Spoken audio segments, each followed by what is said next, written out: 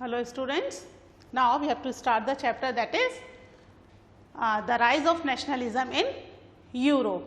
ठीक है, तो अभी तक हमने क्या पढ़ लिया about the age of revolution, है ना, 1830 टू 1848, और इसके बाद हम देख रहे हैं कि किस तरीके से रोमांटिक इमेजिनेशन के थ्रू नेशनल फीलिंग डेवलप की गई इन द यूरोप. ठीक है, यही वो टाइम पीरियड था जब कंट्री के अंदर बहुत तेजी से पॉपुलेशन इंक्रीज हो रही थी, और जितनी तेजी से पॉपुलेशन इंक्रीज हो रही थी उतनी तेजी से जॉब अपॉर्चुनिटीज नहीं मिल रही थी, है ना. तो कंट्री में इस समय जो कंडीशन थी ड्यूरिंग द 1830, कौन सी कंडीशन थी? That was the hunger hardship. Hunger मतलब भूखे थे लोग, plus they don't have the work, उनकी लाइफ बहुत हार्ड थी, और due to this hunger hardship they have the revolt in the country. ठीक है, तो इस चैप्टर में हम इस टॉपिक में हम पढ़ेंगे about the hunger hardship and revolt in the Europe. Hunger hardship and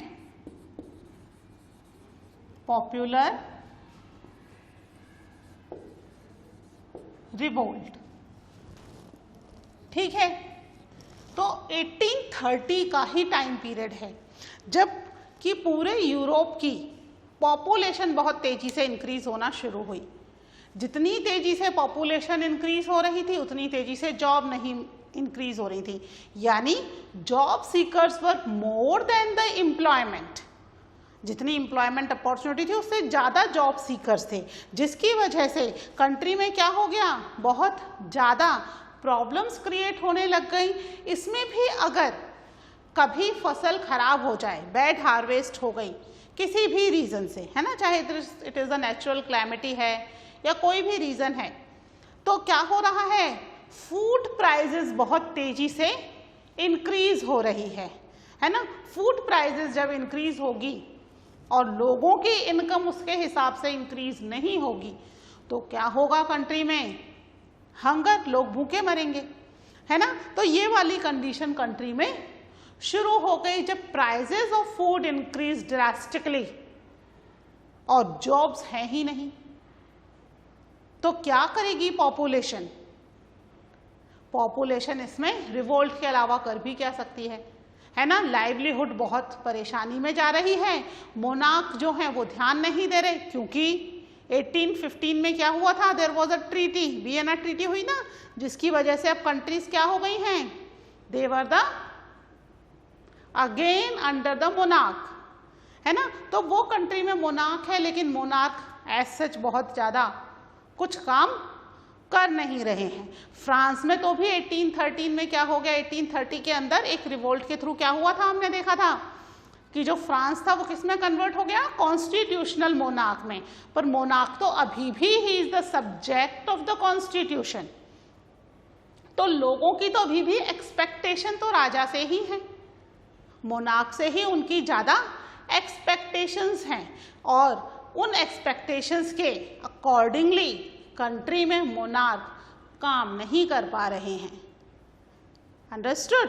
तो यहाँ पर कंट्री में, फ्रांस में बेसिकली सबसे पहले वहीं पे शुरू होती है सारी चीज़ें, हमने देखा है. तो यहाँ फ्रांस में फिर वापस से फरवरी के अंदर गुस्सा किए हुए लोगों ने लुइस फिलिप पर अटैक करने का मन बना लिया. और यहाँ पर लुइस फिलिप कौन है? Louis Philippe, he is the monarch of France. Bourbon dynasty के राजा को वापस से करा था ना, as a monarch of the France, वापस किंगडम दे दी थी उन्हें, है ना. बॉर्बोन डायनेस्टी के लुइस 16 तो एग्जीक्यूट हो गए थे. तो लुइस फिलिप को जो थी वो वापस से he was in the power. और यहाँ पर 1830 का हंगर हार्डशिप जो शुरू हुआ, इसकी वजह से गुस्साए हुए लोगों ने लुइस फिलिप के हमला करना शुरू कर दिया उसके ऊपर, और लुइस फिलिप यहाँ से अपनी जान बचाकर भागे, क्योंकि उन्हें पता था पिछली बार जब लुइस 16 को पकड़ लिया था तो लुइस 16 के साथ इन्होंने क्या किया था, तो वो सेम फेट नहीं चाहते थे। ठीक है, इस वजह से उन्होंने क्या किया कि जब उन्हें लगा कि हाँ अब रिवोल्ट बहुत बढ़ जाएगा और मोनार्क का सर्वाइवल यहाँ मुश्किल हो जाएगा, तो फिर वो वहाँ से भाग लिए और फ्रांस जो था वापस किस में कन्वर्ट हो गया? It was converted into a republic in the 1848। 1830 में फ्रांस हुआ था कॉन्स्टिट्यूशनल मोनार्क और 1848 में वापस से रिवोल्ट के थ्रू फ्रांस क्या हो गया? It become a republic country.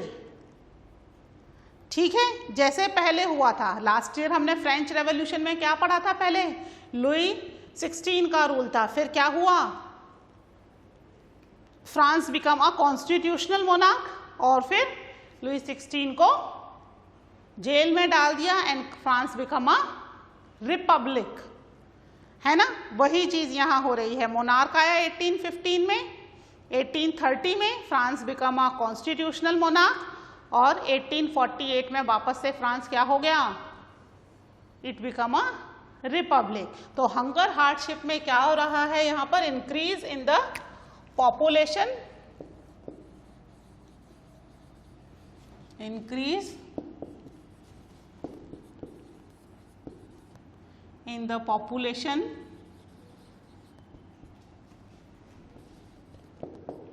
Eighteen 30 की बात हो रही है यहाँ पर, हम 1830 की बात कर रहे हैं। ठीक है, and now there were more job seekers than the employment. ठीक है,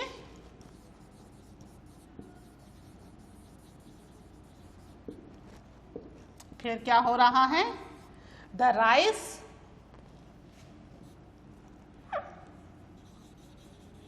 rise of food prices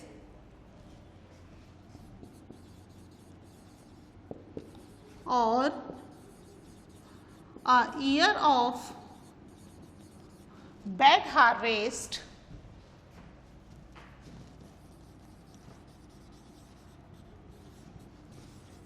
led to the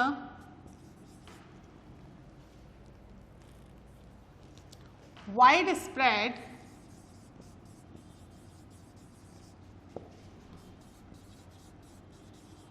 populism. ठीक है, पॉपुलिज्म का मतलब क्या है यहाँ पर? That is poverty. ठीक है, पॉपुलिज्म वर्ड का मतलब क्या है? एक मिनट, इसकी स्पेलिंग सही करूं।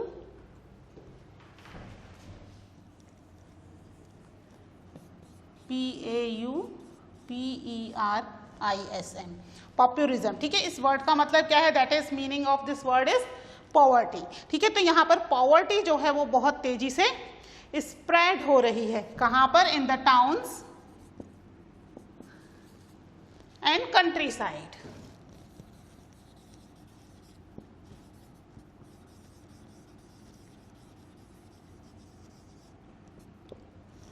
ठीक है, या तो कभी फूड की प्राइस अगर बढ़ जाती है या एक बैड हार्वेस्ट हो गया, बैड हार्वेस्ट की वजह से क्या हो रहा है? फिर से फूड ग्रेन की कमी हो गई और ये फूड ग्रेन की कमी ही मेनली किसका रीजन बन रही है? पॉवर्टी का, क्योंकि फूड ग्रेन की कमी होगी तभी प्राइसेस इंक्रीज हो जाएंगी। पॉपुलेशन ज्यादा, फूड ग्रेन कम, कम चीज ज्यादा लोग, प्राइसेस इंक्रीज। जिसके पास ज्यादा पैसा है वो अफोर्ड कर लो, जिसके पास नहीं है वो अफोर्ड नहीं कर पाएगा। ठीक है, जिसकी वजह से यहाँ पर कंट्री में पॉवर्टी हो गई और लोग जो हैं that was in the very angry, people were very angry. इतने ज़्यादा एंग्री हैं क्योंकि वहाँ की जो गवर्नमेंट है वो उनके लिए कुछ भी नहीं कर रही है, और अगर गवर्नमेंट उनके लिए कुछ नहीं करेगी तो वो क्या करेंगे? वो करेंगे कंट्री में रिवोल्ट। तो यहाँ पर इन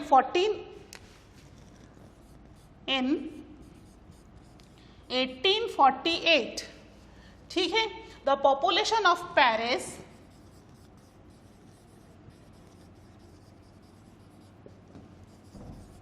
पेरिस कहाँ है? इन the France.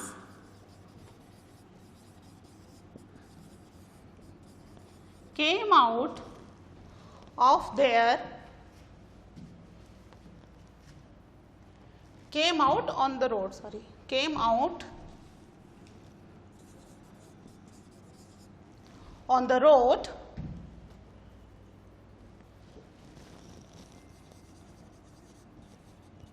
and forced Philip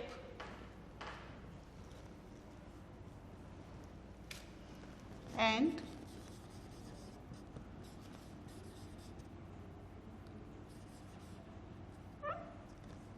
Louis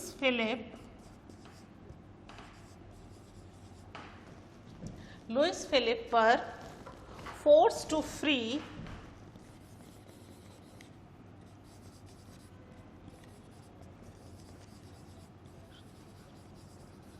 from the country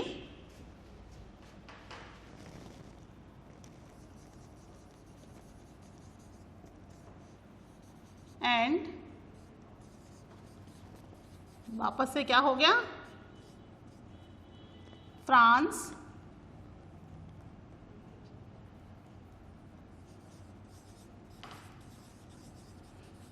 became Republic. ठीक है, कंट्री से लुइस फिलिप को, लुइस फिलिप कौन है, he was the ruler of the country at that time and country क्या हो गई, France became republic once again, एक बार वापस से, एक बार पहले भी हुई थी नेपोलियन बोनापार्ट के रूल से पहले, लास्ट ईयर पढ़ा था ना आपने, है ना। तो यहाँ पर दोबारा फिर फ्रांस को रिपब्लिक डिक्लेयर कर दिया गया।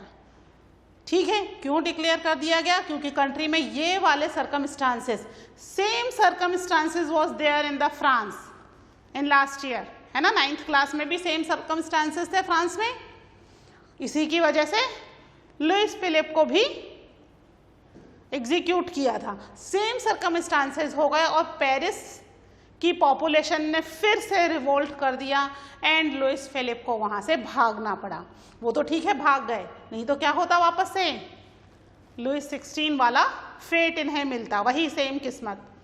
ठीक है, तो यहाँ पर फ्रांस फिर से क्या हो गया, इट बिकेम द रिपब्लिक। ठीक है, इसको नोट डाउन करो, फिर हम पढ़ते हैं अबाउट द वीवर्स, कि वहां पर वीवर्स के साथ क्या हो रहा था। ओके,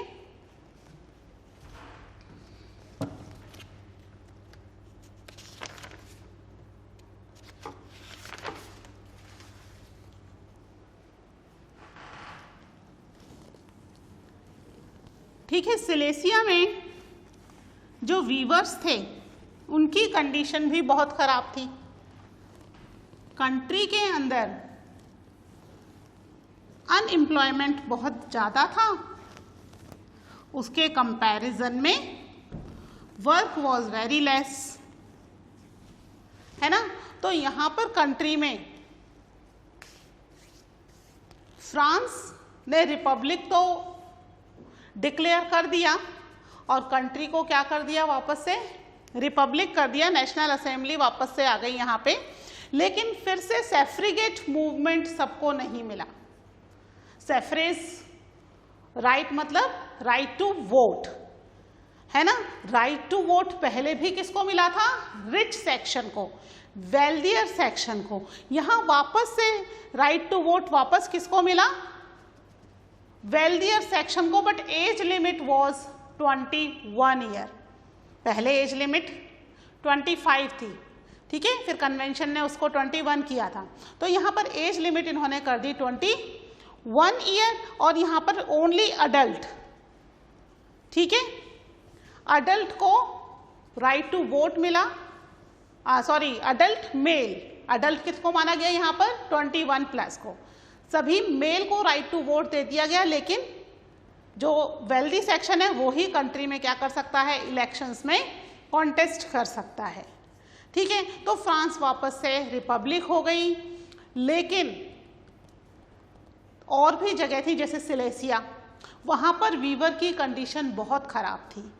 वहाँ पर जो वर्क मिल रहा था उन्हें थ्रू द ट्रेडर्स वर्क मिल रहा था, बट वर्क के बदले में जो वेजेस मिलने थे दैट वाज वेरी लेस। धीरे धीरे करके उन्होंने उनके वेजेस को बहुत ज़्यादा कम कर दिया, ठीक है। और वेजेस, इतने कम वेजेस पर सर्वाइवल का सवाल आ गया कि अब वो सर्वाइव नहीं कर पा रहे थे, है ना। कम वेजेस हैं तो खर्चे कैसे चलेंगे।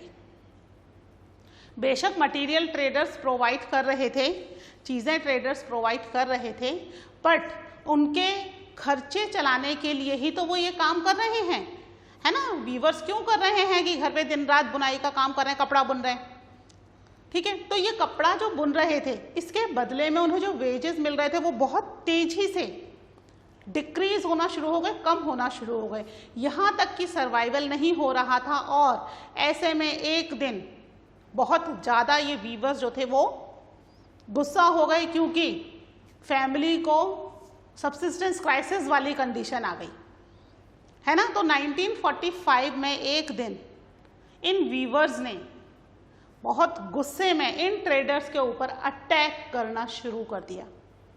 इनके मेंशन पर, इनके जो घर थे इनके ऊपर, घर में घुस के सामान, फर्नीचर, इसको तोड़ फोड़ करना शुरू कर दिया, क्योंकि गुस्सा तो बहुत थे वो। उन्हें चाहिए था कि जो उनकी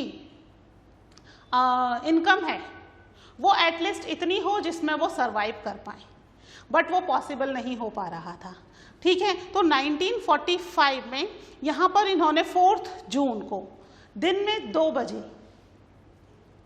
पूरे जो वीवर्स, जो ट्रेडर्स का एरिया था, उस एरिया में उन्होंने अटैक कर दिया। काफ़ी सारे गुस्सा किए हुए वीवर्स ने और बहुत सारे घर वर तोड़ दिए। ये ट्रेडर्स इतना ज़्यादा डर गए कि वो अपने घर, दुकान सब छोड़कर भाग गए। भाई जान बचेगी तो काम और होगा, जान ही नहीं बचेगी तो क्या होगा। और जब वो लौटे तो वो लौटे विद द आर्म्ड फोर्स। मोनार्के से जो आर्म फोर्स उन्हें मिली उसको लेकर लौटे, जो उन्हें प्रोटेक्ट कर सकें। और इस लड़ाई में लगभग 11 वीवर्स मारे गए, ठीक है। यानी कि कंडीशन सबकी खराब है, फार्मर्स की भी खराब है और वीवर्स की भी खराब है, क्योंकि वर्क के अकॉर्डिंग पैसे नहीं हैं। काम तो है बट पैसे नहीं हैं, और पैसे नहीं है तो सर्वाइवल नहीं होगा। तो यहाँ पर 1945 में 1845, 19 नहीं 1845 में weavers of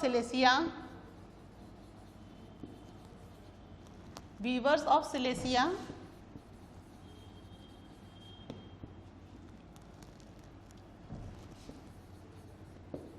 led a revolt against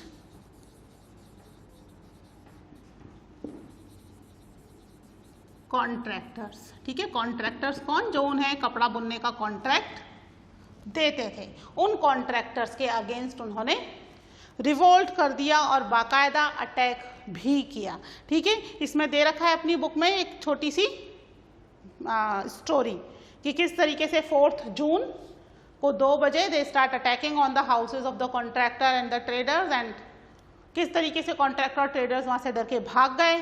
और जब वो लौटे तो वो लौटे with the armed force, 24 hours के बाद वो लौटे। और यहाँ पर उसके बाद 11 वीवर्स वर शूट, ठीक है, जो ये रिवोल्ट कर रहे थे, ठीक है। तो इस तरीके से हंगर हार्डशिप में क्या हुआ, पॉपुलेशन इंक्रीज हुई, जॉब कम मिली, फूड प्राइसेस बढ़ा, France become independent and France become republic, sorry, है ना। and the weavers of Silesia were also in the trouble and they attacked on the houses of the contractor, ठीक है। अब हम शुरू करेंगे अपना next topic, that is the revolution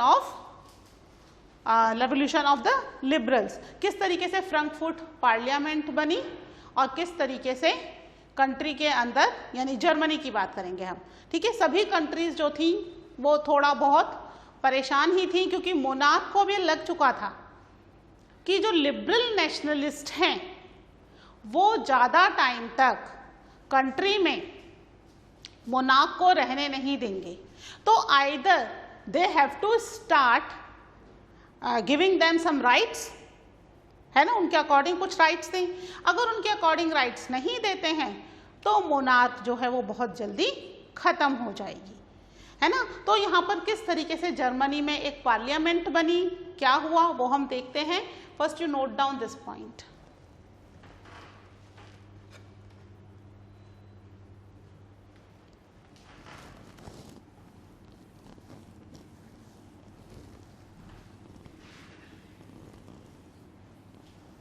ठीक है, तो हम शुरू करते हैं the revolution of the liberal.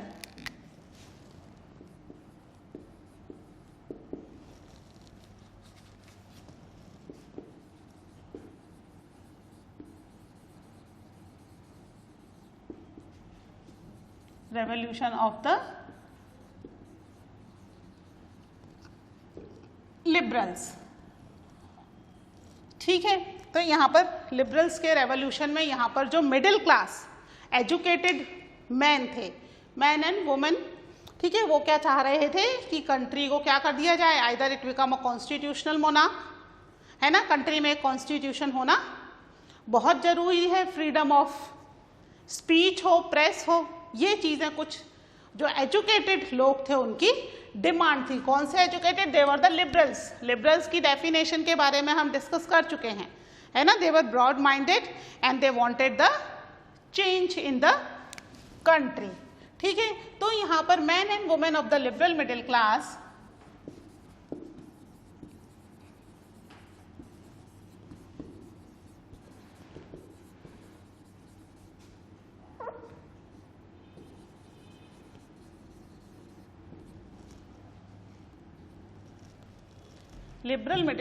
combined their demand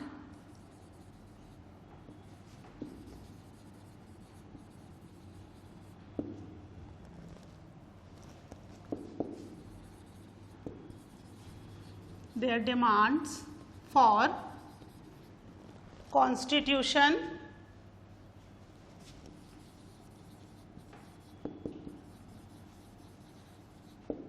with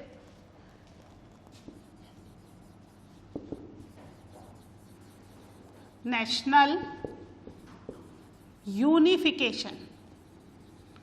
ठीक है, कि भाई कंट्री में एक कॉन्स्टिट्यूशन हो और साथ में कंट्री कैसी हो जाए, यूनिफाइड हो जाए। बेसिकली उनकी डिमांड्स क्या थी?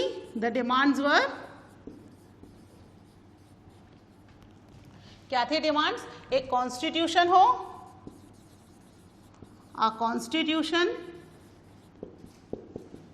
ठीक है, क्या हो? Freedom of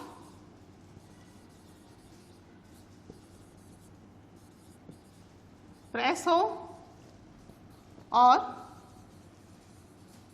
freedom of association हो। ठीक है, ये कुछ उनकी डिमांड्स थी जो कि वो कंटिन्यूस रेज कर रहे थे। किसके लिए?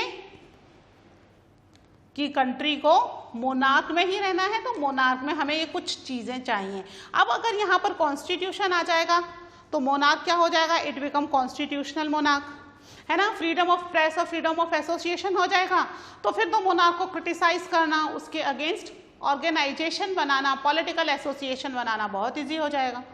तो फिर मोनार्क रहेगा ही कितने टाइम के लिए, है ना। तो यहाँ पर कंट्री में ये डिमांड्स बहुत तेजी से रेज होने लगी और जर्मन के अंदर एक फ्रैंकफर्ट पार्लियामेंट बना।